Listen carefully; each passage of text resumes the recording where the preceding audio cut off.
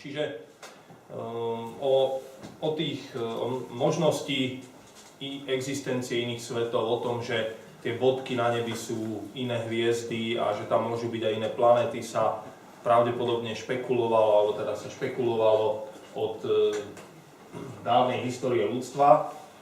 Jeden z takých najznámejších ľudí, ktorý sa tejto oblasti venoval, bol asi Giordano Bruno, ktorý sa vyslovil, že teda pri ostatných hviezdach budú takisto pravdepodobne slnka, pravdepodobne planéty a že tam bude tiež život.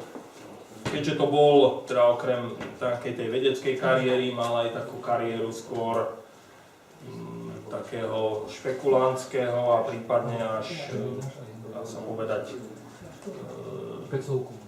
bosoráckého druhu čarodejníckého, tak skončil, ako viete, v roku 1600 na hranici. Tu je jeho socha v Ríme na námestí Kvetov, práve na mieste, kde bol údajne upálený. No, ten Kepler, prečo tam hovoríme od Keplera? Johannes Kepler bol objaviteľ tých svojich troch známych zákonov. Viete niekto povedať tie 3 Keplerové zákony? Jeden tam je napísaný, pretože ten si nikdy poriadne nepamätám, neviem, kde je tá dvojka, kde je trojka, takže aké boli tie prvé? No, planéty objavujú okolo Slnka po elipsách, ktorých jednom ohnisku je Slnko v spoločnom, druhý to je vlastne zákon zachovania momentu hybnosti, čiže sprievodič planéty vykoná za rovnaký čas píše rovnakú plochu, no a potom ten zákon perióda obehu planéty na druhú, deleno jej nejaká priemerná vzdialenosť alebo veľká poloos na tretiu je pre všetky planéty rovnaká konštanta.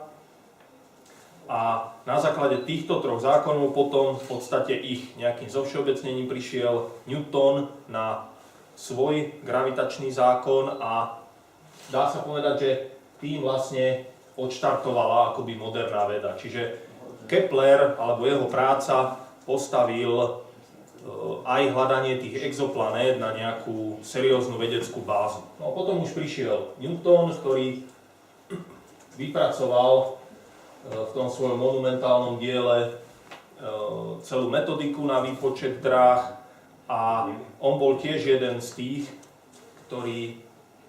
ktorí sa zaoberali myšlienkou, že pri iných hviezdách je takisto možnosť dokonca života. Kepler údajne nejak sa ako nebol zástancom tej myšlienky, že tí bodky na nebi sú priamo iné slnka. On údajne, neviem, či sa k tomu nevyjadril, ale teda není nejaká zachovaná. No a z takých známych ľudí, ktorí prispeli, aj keď nie možno priamo k tým exoplanetám, ale k nejakej tej pohli trošku to poznanie, patrí určite William Herschel, bol to vynikajúci astronóm a aj staviteľ astronomických prístrojov, to je jeden z jeho ďalekohľadov. A on sa práve vyjadril o tejto hviezde, hviezda 70 Hadonošovi. Je to dvojhviezda, ktorá má trošku, alebo si mysleli, že má, to si ešte povieme bližšie, má také zvláštnu dráhu a on sa vyjadril, že možno má nejakého neviditeľného sprievodcu. Nepovedal priamo planétu, ale to bol jeden z impulzov, ktorý v podstate pohol založenie astrometrie. On pozoroval dlhé roky a myslím, že zhruba po 25 rokoch sa vracal znovu k tým svojim dvojhviezdám a pozoroval zmeny ich polôch, takže on bol jeden zo zakladateľov astrometrie a teda pohol jednu z tých oblastí, ktorá mohla detekovať exoplanéty. No, potom už prišlo to 19. 20. storočie, zo začiatku plné rôznych falošných poplachov. Bola to stále tá dvojhviezda 70 v Hadonošovi, ktorá nedala tým astronómom spávať. Niekoľkokrát sa to tak zmenilo, že už niekto tvrdil, že tá hviezda tam je. Zase na základe nejakých ďalších prepočtov, jeden prvý výpočet priamo pre možnosť exoplanéty vykonal Jakob v 1855. A takto sa to, myslím, ale 3 razy preklopilo a myslím, že zatiaľ tam planéta nie je potvrdená. Až do roku 1995 sme poznali len planéty, ktoré obiehajú okolo našej hviezdy, okolo nášho Slnka. V tomto roku sa všetko zmenilo a od roku 1955 pravidelne a stále s vyššou rýchlosťou objavujeme stále nové planéty obiehajúce okolo cudzích hviezd. Včera ich bolo objavených a potvrdených 717 a len možno dneska už toto číslo sa trošku zmenilo. Len pripomeniem, že ďalších 2500, vyše 2500 je kandidátov, ktoré čakajú na svoje objavenie. Na prvý pohľad sa nám môžu zdať tieto cudzie svety veľmi odlišné v porovnaní s našou slnečnou sústavou. Ako si však ukážeme, majú mnoho spoločného. Aj cudzia planetárna sústava, ktorú budeme v rámci tejto našej výpravy skúmať, vznikla podobne ako tá naša. Príbeh Slnka a jeho rodiny planét sa začína písať pred 4,6 miliardami rokov na mieste, kde by sme v tom čase márne hľadali Slnko, planéty, kométy alebo asteroidy. Na tom mieste by sme našli mračno, zložené prevažne z plynu a prachu s rozmerom asi 1 svetelný rok, čo je takmer 10 miliard kilometrov. Toto mračno bolo pôvodne v rovnováhe a aj keď dneska s určitosťou nevieme a asi možno nikdy nebudeme vedieť, čo to spôsobilo, istý impuls spôsobil, že mračno sa dostalo do nerovnováhy a začalo kolabovať. Gravitačné sily prevážili nad silami tlakovými, ktoré sa snažili to mračno udržiavať v rovnováhe a nastal kolaps. Najrýchlejšie tento kolaps prebiehal v centre toho oblaku, kde čoskoro vznikol zárodok nového Slnka. Keďže ako prebiehal kolaps, to mračno sa otáčalo stále rýchlejšie a rýchlejšie, podobne ako krásou korčuliar, keď pritiahne ruchy k sebe, tak sa otáča stále rýchlejšie a rýchlejšie. Mračno sa veľmi rýchlo sformovalo do podoby disku, ktorý dneska nazývame protoplanetárny alebo protostelárny disk. Vo vnútorných častiach tohoto disku bola teplota príliš vysoká, aby v pevnom skupenstve existovali iné častice ako nejaké kamenné častice. Tieto sa začali postupne spájať a vytvorili telesa s priemerom niekoľkých kilometrov, tzv. Zárodky planét alebo planetezimály. Tie sa ďalej spájali do telies vo veľkosti asi dnešného mesiaca, ktoré nazývame protoplanéty a ktoré prešli búrlivým procesom vzájomných stretnutí, zrážok, spájaní sa, až nakoniec vznikli vnútorné planéty Merkúr, Venuša, Zem a Mars. A vo vonkajších a chladnejších oblastiach disku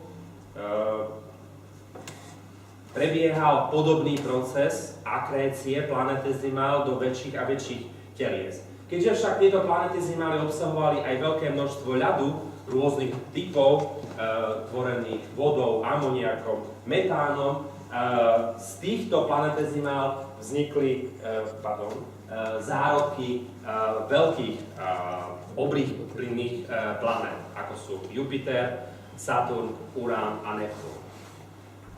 Uvažuje sa, že z tých ostatných planetizimál dneska vlastne tieto planetizimály pozorujeme ako jadrá komét či asteroidy. Možno, že ste si všimli, že jednu planétu som v tom zozname ako si vyniekal.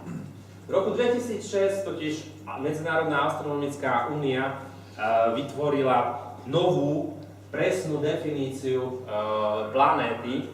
A za toto teleso od tohto roku považujeme teleso, ktoré je približne guľového tvaru a má dostatočnú hmotu, aby vyčistilo okolie svojej dráhy, no a samozrejme obieha okolo Slnka.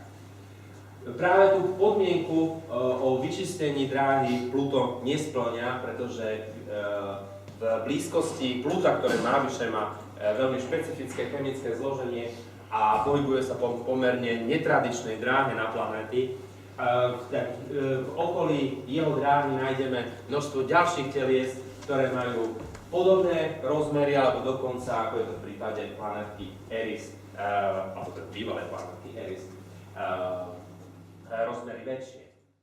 V nasledujúcej prednáške sa vám pokúsim priblížiť problematiku hviezdnych koníkov Slnka a pri snahe odpovedať na otázku, že o čom to vlastne bude, jednoducho budem sa snažiť vám rozprávať o hviezdach, ktoré sú nápadne podobné Slnku, ale vo vzťahu k tomu, že medzi týmito hviezdami existuje nejaká hierarchia. Ako vo všetkom, aj tu nám bola zavedená nejaká klasifikácia pomerne nedávno v roku 1996. Karel de Strobel povedal, že ak hviezdy chceme rozklasifikovať z hľadiska ich podobnosti, je vhodné zaviesť aspoň 3 typy. V prvom rade budeme hovoriť o hviezdach slnečného typu, ktoré v podstate sú v najširšom slova zmysle podobné nášmu slnečku. Potom o niečo bližšie sú slnečné analógy a úplne najbližšie vzhľadom na svoju podobnosť sú tzv. Slnečné dvojčatá. A celkom na záver sa do tejto skupiny klasifikačnej dostala skupina hviezd, ktoré, myslím, trefne pomenoval Margaret Turnbull ako Hub Stars. Je to v podstate táto lady, ktorá celkom nedávno v rámci svojej doktorandskej práce sa zamerala na vytipovanie podskupiny Slnku podobných planét, ktoré môžu byť práve veľmi nádejnými kandidátmi na výskyt obyvateľných planét. A ako je veľmi plodná a slovotvorná predpona EXO, tak sa ukáže, že veľmi slovotvornou predponou je aj predpona Hatúša. Mňa len napadlo, že do tých Hub Stars sa to sú len hviezdy podobné Slnku, ale to tam aj tu máme. Pretože sa hovorilo, že nejakí červení trpaslíci by mohli, tí sú takí veľmi stabilní, byť tiež vhodní. Určite áno, je to prienik dvoch rôznych skupín. Hub Stars, alebo lepšie povedané, tie hviezdy Slnku podobné, je v podstate prienik z takto. Pokiaľ tieto prvé 3 skupiny hovoria o fyzikálno-chemickej podobnosti so Slnkom, tak táto skupina má tiež určite tento charakter, ale zároveň je tam ešte naložená podmienka možnej obyvateľnosti a výskytu exoplanety, ktorá sa tam vyskytuje. A teraz, prečo je dôležité vlastne takýmto spôsobom sa touto tému zaoberať? No a tu už sa dostávam trošičku bližšie do tej oblasti, kde sa ja cítim dobre. Predovšetkým slnečnú fyziku už pár desaťročí trápi problém slnečného magnetického dynamiku. V prvom rade Slnko nám predvádza svoj slnečný cyklus, ktorý je veľmi dobre pozorovateľný alebo rozoznateľný práve v zmene početnosti slnečných škvrn a zmene variácií počtu slnečných škvrn a Wolfovho čísla, čo je v podstate druhotným znakom alebo druhotným dôsledkom toho, že Slnko je svojou povahou magnetická hviezda. Na tejto poskladanej v podstate kompozícii sú magnetogramy slnečného disku získané počas jedného úplného slnečného cyklu od maxima po maximum, kde biele a tmavé fľaky na povrchu slniečka označujú veľké magnetické aktívne oblasti. A ako slniečko sprechádza z maxima do oblasti minima, tak táto jeho magnetická aktivita postupne uhasína, až naopak pri ďalšom maximume narastá.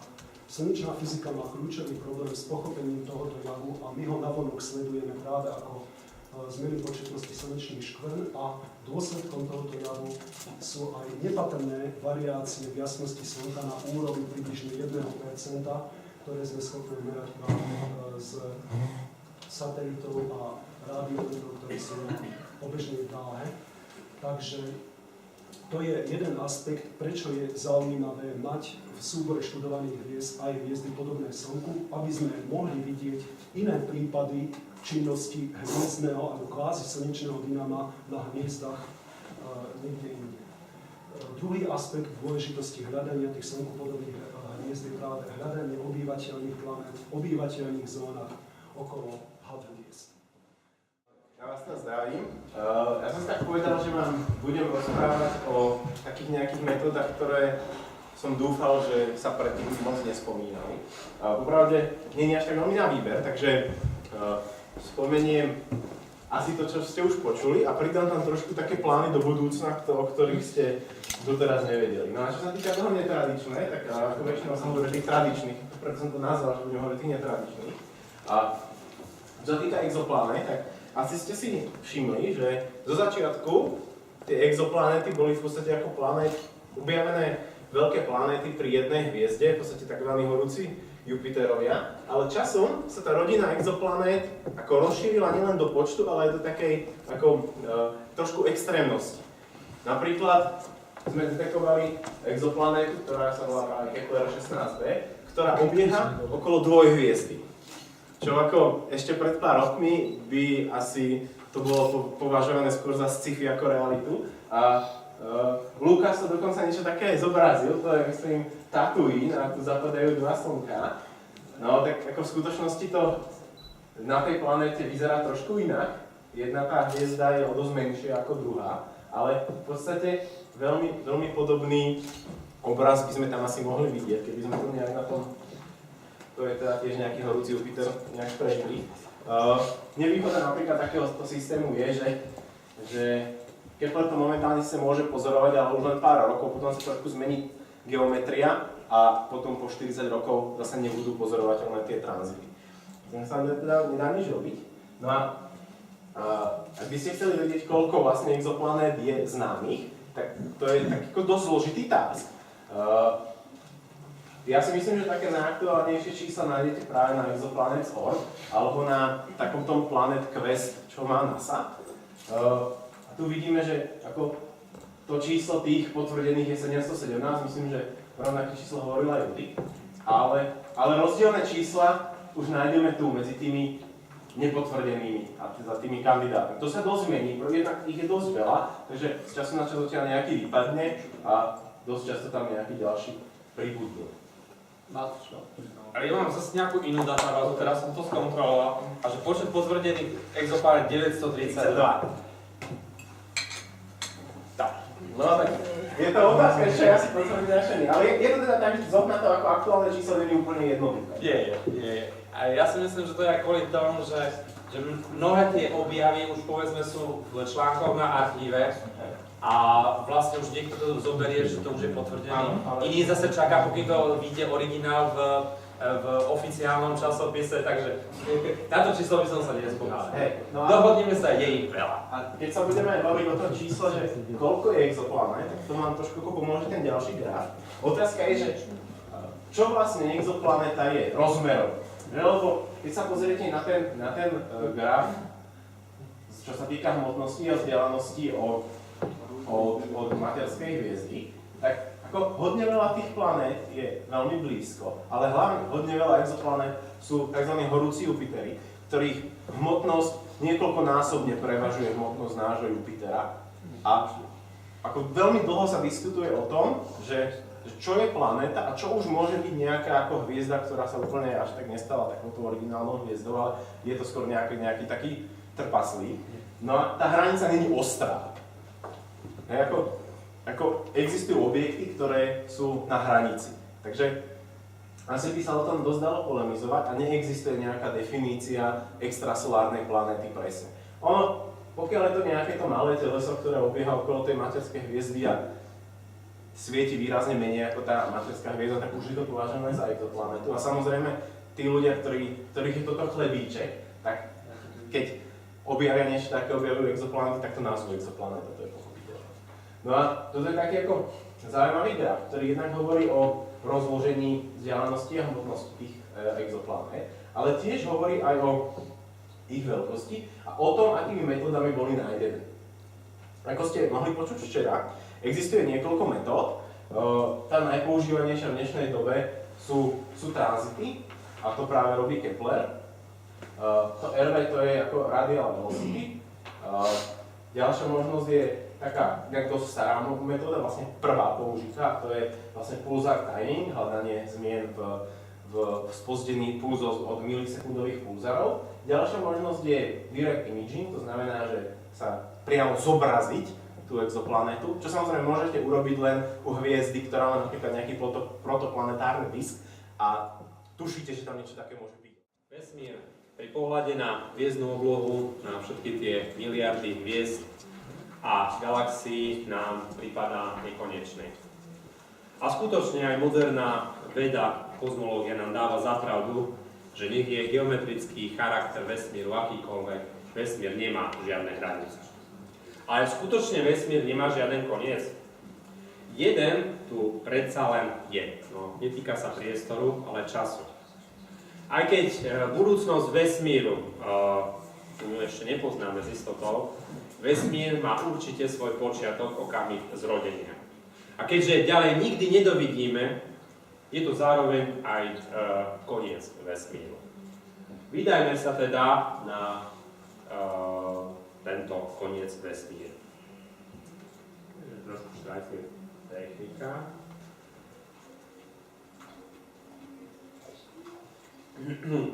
No, povedal som, že chceme cestovať na počiatok existencie vesmíru, takže chceme cestovať v čase. Asi by sme sa nám zišli o stroj času, nie? Ale určite ste nikdy nezachytili, že by vedci vynašli niečo také ako stroj času. V skutočnosti takéto niečo nebudeme potrebovať. Aj keď sa to zdá šokujúce, na našu cestu nám bude stačiť, keď budeme dodržiavať zákony. Hlavne na Slovensku je to dosť prekvapujúce, že môžeme sa niekam dostať s dodržiavaním zákonov. Konkrétne zákon o konečnej rýchlosti svetla. Svetlo sa pohybuje veľmi rýchlo, 300 000 km za sekundu, čo je vyše miliardy kilometrov za hodinu. Je to síce veľká rýchlosť, ale je konečná. To znamená, na to, aby svetlo prešlo istú vzdialenosť, potrebuje istý čas. Napríklad, aby svetlo priletelo z mesiaca, potrebuje 1,2 sekundy, zo slnka potrebuje 8 minút, z najbližšej ďalšej hviezdy 4 roky. Astronómovia sú vlastne takí archeológovia, ktorí nevidia vesmír, aký je, ale vesmír, aký bol. A zároveň, čím ten objekt sa nachádza ďalej, tým do hĺbšej minulosti sa pozeráme. Čiže, keď sa chceme pozrieť na tie najranejšie fázy vývoja vesmíru, stačí, keď sa pozrieme dostatočne ďalej. Ľudia od pradávna posúvajú, človek má tendenciu vedci posúvať hranice poznania a zároveň, ako rozširuje tieto svoje hranice, zároveň sa ako keby rozširuje ten vesmír, ktorý poznáme. V staroveku bol vesmír tým, čo dneska nazývame slnečná sústava. Čiže to bola Zem, zo pár planét, Slnko, Mesiac a niekde za tým bola posledná sféra stálic, čo boli objekty nemenné, kde sa nič nedialo a za tým už nebolo nič, možno že nejaký veľký oheň alebo niečo podobné. Drvivá väčšina týchto predstav o vesmíre bola takých, že v strede tohto usporiadania je Zem, aj keď už v tomto období sa objavujú myšlienky, ktoré do centra slnečnej sústavy umiestňujú Slnko, ako to bolo napríklad v prípade diela Aristarcha. Čiže v staroveku by sme vesmír mohli stotožniť so slnečnou sústavou. A veľmi významným posunom, o ktorom som aj hovoril v predchádzajúcej prednáške, bolo dielo Mikuláša Kopernika, ktorý vlastne sa vracia k myšlienke, že v strede slnečnej sústavy sa nachádza Slnko, ale on vo svojich ideách ide ešte ďalej, keď ako prvý formuluje myšlienku, že vesmír vlastne žiaden stred nepotrebuje. Že všetky miesta vo vesmíre sú si dokonale rovnocenné a nech by sme sa nachádzali vo vesmíre kdekoľvek a nech by sme sa pozerali ktorýkoľvek smerom, vždycky by sme uvideli vesmír rovnaký. Tieto myšlienky sú zhrnuté v tzv. Kozmologickom princípe a ak si ukážeme, tento kozmologický princíp je kľúčovou vlastnosťou všetkých moderných kozmologických modelov a našich súčasných predstav o vesmíre. Hlavne kvôli tomu, že na úvode tohoto príbehu stojí pán Carl Sagan, ktorý je veľmi dobre známy z problematiky hľadania mimozemských civilizácií a v istej súvislosti s hľadaním nejakých extrasolárnych inteligencií. No a jeden z jeho podstatných príspevkov do astronómie a do astrofyziky bolo poukázanie na jeden zaujímavý paradox alebo problém, ktorý v rámci štúdia Slnka máme. Aby som trošku objasnil pozadie, ako títo autori Carl Sagan a George Moulin v tom roku 1972 prišli na tento zaujímavý paradox. Chcel by som vám na úvod priblížiť trošku bližšie tento graf, ktorý dokumentuje vývoj svietivosti nášho slniečka v čase od okamihu jeho vzniku, kedy po skončení kontrakcie prvotnej prachovej hmotiny vlastne dosadlo na hlavnú postupnosť a začalo sa chovať ako normálna dospelá hviezda, pričom na časovej osi nám beží čas v miliardách rokov a vlastne táto červená čiara dokumentuje vývoj svietivosti Slnka po jeho vzniku vo fáze, keď už spaľuje ako hviezda vo svojom jadre vodík cestou termonukleárnych reakcií. Takže ak pred tými približne 4,6 miliardami rokov bola svietivosť Slniečka približne na tejto úrovni, čo je v tej logaritmickej škále len nepatrne kúsoček pod nulou, tak vďaka fyzikálnym procesom, ktoré prebiehajú vnútri hviezdy a v súlade so zákonitosťami hviezdneho vývoja, svietivosť Slnka v čase nepatrne narastá. Ten sklon tejto krivky nenaznačuje síce nič dramatické, pretože táto škála je logaritmická, aby hlavne postihla veľmi veľké a dramatické zmeny svietivosti Slnka na konci jeho vývoja. To je to práve to štádium červeného obra, kedy Slnko výrazne zmení svoje rozmery, svoju svietivosť a vlastne stane sa v tých záverečných štádiách veľmi nepravidelne pulzujúcou hviezdou s veľmi výraznými zmenami a jasnosťami, ale zatiaľ sme stále ešte v tomto relatívne pokročilom štádiu. Sagan s Moulinom si totiž v tom roku 1972 uvedomili, že pred tými 4,6 miliardami rokov malo Slnko svoju svietivosť približne o 30% nižšiu, ako je jeho súčasná svietivosť. No a oni si to uvedomili hlavne v environmentálnych súvislostiach dopadu tohoto faktu na našu Zem, pretože pochopiteľne Slnko ako hlavný zdroj energie, ak svoj svetelný výkon z nejakého dôvodu redukuje, má to veľmi dramatické dôsledky na ekosystém Zeme. No a takáto redukcia slnečného žiarenia pred tými 4,6 miliardami rokov o 30% by podľa ich výpočtov, ktoré sú uverejnené v tomto článku Science je pokladaný asi za druhý najvýznamnejší vedecký časopis, ktorý vedecká komunita má, tak podľa výpočtov, ktoré tam uverejnili, to im vyšlo tak, že v prípade naozaj, že tento scénár platí a to slníčko malo o 30% svietivosť, tak to viedlo k tak dramatickej redukcii slnečného žiarenia a teploty na Zemi, že určite na Zemi bola teplota vylučujúca možnosť existencie tekutej vody. Dá sa povedať, že v tejto ranej fáze, ak už naša Zem existovala, mala by mať skôr podobu akejsi zalevnenej snehovej gule. A je veľmi otázne, ako takýto systém sa mohol dostať do podoby, akého poznáme dnes. Ale už v tom okamihu do debaty začali vstupovať geológovia, ktorí zo štúdia geologických vrstiev a nálezov poukazovali na to, že aj v týchto veľmi raných štádiách vývoja Zeme pred tými 4,4 miliardami rokov existujú veľmi dobré geologické dôkazy o tom, že na povrchu Zeme existovala tečúca voda a pomerne vo veľkom hojnom množstve. Takže vo vede vznikla veľmi, by som povedal, taká dobrá situácia, kedy jedna skupina odborníkov mala pádne dôkazy o svojej predstave toho, že aj veľmi mladá Zem mohla mať ekosystém dovolujúci prítomnosť tekutej vody a na druhej strane astrofyzici prichádzajú so svojimi argumentami tvrdiacimi, že evolúcia Slnka má niekde na svojom začiatku fázu s mimoriadne nízkym, alebo teda lepšie povedané s podstatne nižším svetelným výkonom, ako má Slniečko dnes. No a tým pádom sa vlastne otvorila diskusia, ako tento problém alebo paradox mladého Slnka vyriešiť. Samotní autori Carl Sagan a George Moulin v tom článku v roku 1972 hneď predložili jednu z možných hypotéz, ako tento problém vyriešiť a poukázali na to, že možným riešením by mohla byť prítomnosť väčšej koncentrácie skleníkových plynov v atmosfére mladej Zeme. práve preto ten názov nevyčerpané možnosti, aby sme zistili, čo ešte nové môžu nám tieto názory priniesť, okrem toho, že nejakú planetu objavíme. Začali by sme tak trošku historicky. Známy filozof Auguste Comte sa svojho času, vidíte, dosť dávno, vyjadril, že, a to hovoril o planetách našej slnečnej sústavy, že vlastne nikdy nebudeme vedieť nič o ich chemickom alebo mineralogickom zložení. A už vôbec nič o tom, či na nich môže existovať nejaký život.